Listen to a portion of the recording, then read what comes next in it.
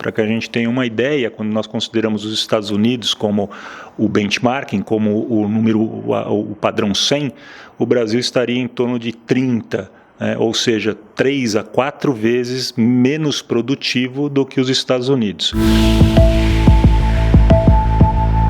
Eu vou conversar agora com Fábio Astrauskas, CEO da Siegen e professor do INSPER. Ele é especialista em produtividade e queria saber com você como está o Brasil no ranking da produtividade mundial. Olá, Luciene, obrigado pela oportunidade a você, aos ouvintes. O Brasil no ranking da produtividade mundial não vai bem. Não vai bem há muito tempo e dos últimos anos piorou um pouquinho. Para que a gente tenha uma ideia, quando nós consideramos os Estados Unidos como o benchmarking, como o padrão 100, o Brasil estaria em torno de 30, ou seja, 3 a 4 vezes menos produtivo do que os Estados Unidos. Se nós fizermos uma comparação um pouco menos injusta, com os países emergentes, dos quais o Brasil faz parte, China e Índia, por exemplo, o Brasil é um país ainda mais produtivo do que China e Índia, porém perdendo terreno nos últimos anos para esses dois. China e Índia vêm aumentando a sua produtividade comparativamente ao Brasil, enquanto que o Brasil nos últimos anos vem até com uma pequena perda de produtividade. Como é feita esta aferição? Essa aferição é feita através de institutos internacionais que cuidam disso, estatísticas que cuidam disso. Basicamente, é uma produtividade mensurada pela capacidade de cada trabalhador em produzir peças ou produtos ou serviços comparativamente ao mesmo trabalhador em outros países. E por que estamos aí nessa situação abaixo dos Estados Unidos, aí, nessa comparação que você fez com emergentes? Vários fatores levam a essa perda de produtividade. Historicamente, o que se tem colocado é que essa produtividade abaixo da americana ela é causada por problemas de treinamento, de capacitação, de educação do trabalhador. O que se percebe hoje é que este ainda é um fato relevante, ele conta realmente, o fator capacitação, ensino, ele é relevante na produtividade de um país, porém não responde ou responde muito pouco, cerca de 15%, 20%, apenas pela diferença de produtividade entre os países, ou seja, ainda que um trabalhador no Brasil tivesse a mesma capacidade de um trabalhador nos Estados Unidos, a produtividade do Brasil seria ainda muito inferior à americana. O que quer dizer isso? Quer dizer que a culpa não está no trabalhador, ou somente no trabalhador, ou muito pouco no trabalhador. Há outros fatores relevantes. Um outro fator relevante que a gente pode colocar é que a composição dos setores de atividade em cada país são diferentes. Ou seja, no Brasil há um peso maior para atividades de agronegócio, há um peso maior para atividades que nos Estados Unidos são menos importantes nesse peso. Se cada setor tem uma produtividade específica, quer dizer que a média dessas produtividades será diferente para cada país, porque cada país se constituiu de uma maneira diferente na sua economia, na sua matriz de produção e, portanto, terá uma produtividade diferente em decorrência dessa matriz de produção. Mas se a gente levar e expurgar isso a estudos, inclusive conduzidos e liderados pelo próprio professor Marcos Lisboa, que é o executivo presidente do INSPER, com a sua equipe econômica, mostram que quando a gente expurga esses fatores de diferença dos setores de cada um dos países, isso responde a aproximadamente uns 20%, 25% do problema, ou seja, o país seria produtivo, ainda assim ele perde produtividade se ele tivesse os mesmos setores que os Estados Unidos, ou seja, mais alguma coisa tem que explicar esta perda de produtividade. Aí vem um terceiro fator. O terceiro fator é como a legislação, a economia, a logística do país, a política econômica do país, a política fiscal do país está montada, ou seja, como é que esse país, comparativamente entre eles, estabelecem as regras de continuidade de uma empresa no mercado competitivo. E aí a gente vai ver que no Brasil há uma tolerância para manter empresas pouco produtivas muito maior do que ocorre em outros países, como por exemplo os Estados Unidos. Nos Estados Unidos, uma empresa que está com baixa produtividade, que entra numa crise, ela é expurgada, ela é retirada do sistema muito mais rapidamente do que uma empresa no Brasil, cuja a continuidade continua, apesar dela ser pouco produtiva, de dever muito tributo, de estar com pouca capacidade de tomar crédito, de estar com pouca capacidade de investimento.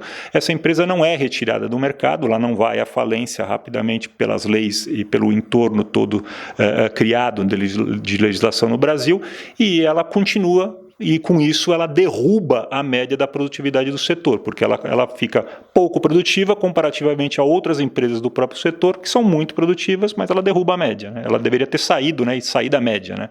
E não é o que acontece. Ou seja, nossa legislação aqui no Brasil não estimula competitividade e produtividade, é isso? Exato, em outras palavras é isso. A nossa legislação aqui, não que ela não faça isso de uma maneira deliberada, né? Óbvio que nenhum país do mundo deve dizer, eu não estimulo a competitividade, eu não estimulo a produtividade. Todos os países vão dizer que estimulam e que estão preparados para atender essas duas demandas de maior produtividade e de maior competitividade, principalmente no ambiente capitalista. Porém, na prática, não é isso que acontece. Na prática, ao se fazer, por exemplo, uma legislação de recuperação judicial e falências do Brasil, cuja lei foi reformada, né, em 2005 e tem agora 12 anos, e está inclusive em vias de ser novamente estudada e modificada por uma iniciativa do Ministério da Fazenda, que tem um grupo de trabalho analisando uma reforma na lei de recuperação judicial do Brasil. Apesar disso acontecer, a atual lei ela é uma lei interessante para a recuperação judicial da empresa, mas ela é uma lei que faz com que seja muito difícil levar a empresa que não tem mais condições de competir à falência, ou seja, ao ter a lei sem deixar a empresa ir à falência, eu estou mantendo uma empresa pouco competitiva dentro do cenário e derrubando a produtividade. Então isso atrapalha a competitividade, porque eu tenho empresas que vão estar, por exemplo, sem recolhimento de tributos, e isso é uma competição desleal com aquela empresa que está recolhendo os tributos, ou a empresa está ali, já deveria ter fechado porque não tem nenhuma condição mais de conseguir crédito, de conseguir equipamentos novos, financiamento para investimentos em equipamentos novos, mas se mantém dentro do cenário econômico porque não consegue se levar a empresa à falência, não consegue terminar, né, com a empresa e tirá-la do mercado competitivo. Em que segmentos, em que setores isso é mais visível? Isso, atualmente, a gente pode observar isso em quase todos os setores, porque o país já atravessa uma crise bastante grande nos últimos 2 anos. A recuperação judicial nos últimos 2 anos, ela triplicou de tamanho, né, em número de empresas comparativamente ao período anterior a esses 2 anos, e também generalizou os setores. Então você hoje tem empresas em recuperação judicial de diferentes tamanhos em quase todos os setores da economia. Então o que a gente vê é que isso é genérico, né? E isso, quando é genérico, é sinal de que é por uma política de governo, né? Por uma política do país. Então, a legislação, ela para qualquer setor, ela está ruim, né? Porque ela, na verdade, ela está feita de maneira a preservar aquele que não tem mais condições de continuar no mercado, né? Então, é uma política de ajuda social, né? De transferência de renda social, em última instância, para aquele que não tem condição de permanecer competitivo no mercado, né? Fábio, no início da entrevista você disse que o Brasil é mais produtivo que a China. Isso é um paradoxo, porque a gente ouve falar sempre, né, do excesso de trabalho, né? Ali, a hora extra do trabalhador chinês. Como isso? Como isso é possível? A gente precisa levar em consideração porque na nossa cabeça dá uma impressão, né, porque nós vivemos inundados de produtos chineses, né, não só aqui no Brasil, como no mundo todo, e a China vem experimentando um crescimento vertiginoso já há algumas décadas. Mas é importante a gente levar algumas coisas em consideração quando a gente fala de produtividade, né? Primeiro, a China é um país com 1 bilhão de habitantes, né? O Brasil tem 200 milhões de habitantes. O número de trabalhadores na China e as condições com as quais os trabalhadores produzem produtos na China é muito diferente da condição que um trabalhador produz aqui no Brasil. Um trabalhador chinês trabalha num regime de férias muito inferior ao do Brasil, trabalha num regime de trabalho horário, uma carga horária muito superior à que se tem aqui no Brasil. Então, mesmo que eles produzam mais em quantidade, porque há muitos trabalhadores, né, você tem uma produtividade por trabalhador ainda inferior à produtividade no Brasil e países da Europa e dos Estados Unidos. Mas, como eu alertei, né, no início, essa diferença vem diminuindo, né? A China vem aprendendo a fazer os produtos de maior tecnologia, de mais complexidade, né? Até então, ou até alguns anos atrás, a gente via os produtos chineses, principalmente aqueles produtos de baixa qualidade, né?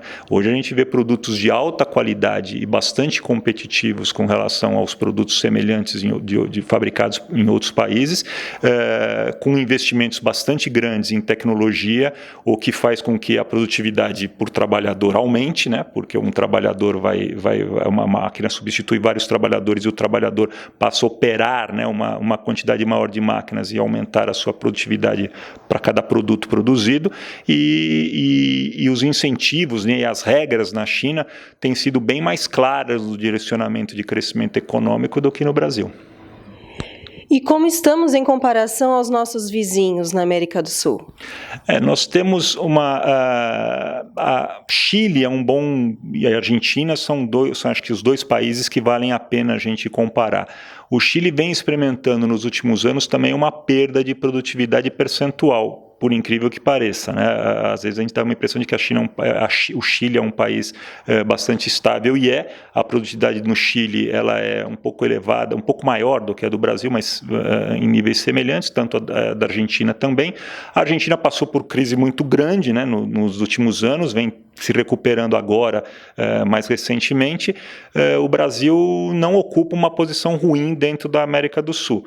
Mas isso não é um conforto bastante grande quando nós olhamos o mercado global, porque a América do Sul corresponde a uma pequena fração do mercado global, né? Quando a gente pensa em produtividade num país do tamanho do Brasil, com a capacidade que o Brasil tem, nós deveríamos estar comparando com países como China, como Índia, né? Como a África do Sul, né? Ou países do leste europeu, se a gente não quiser comparar com os Estados Unidos, que realmente está num topo, né, em uma distância muito grande, se comparado atualmente com o país. Mas daria para ter o Brasil trabalhando num cenário próximo, né, aos desses países emergentes, coisa que não está acontecendo, principalmente nos últimos 2, 3 anos.